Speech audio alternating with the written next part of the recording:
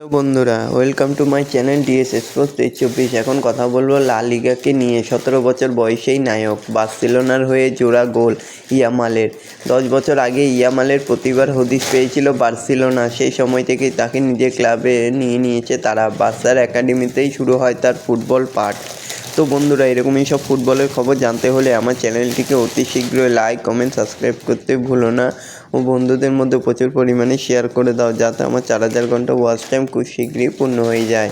তো বন্ধুরা, শুরু হয়ে গেল লা লিগা ম্যাচ, যেখানে বার্সেলোনা ম্যাচ জিতেই চলেছে, একটি ম্যাচও হারেনি। জয়ের ধারা অব্যাহত রয়েছে।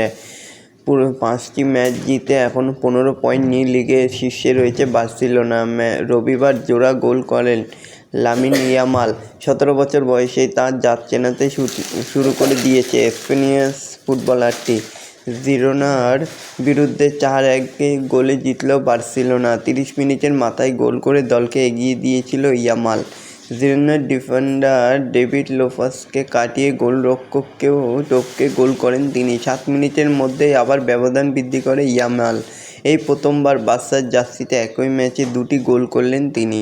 তো বন্ধুরা, এরকমই সব ফুটবলের খবর প্রতিদিন জানতে হলে আমার চ্যানেলটিকে অতি শীঘ্রই লাইক, কমেন্ট, সাবস্ক্রাইব করতে ভুলো না ও বন্ধুদের মধ্যে প্রচুর পরিমাণে শেয়ার করে দাও, যাতে আমার 4000 ঘন্টা ওয়াচ টাইম খুব শীঘ্রই পূর্ণ হয়ে যায়। ধন্যবাদ সবাইকে।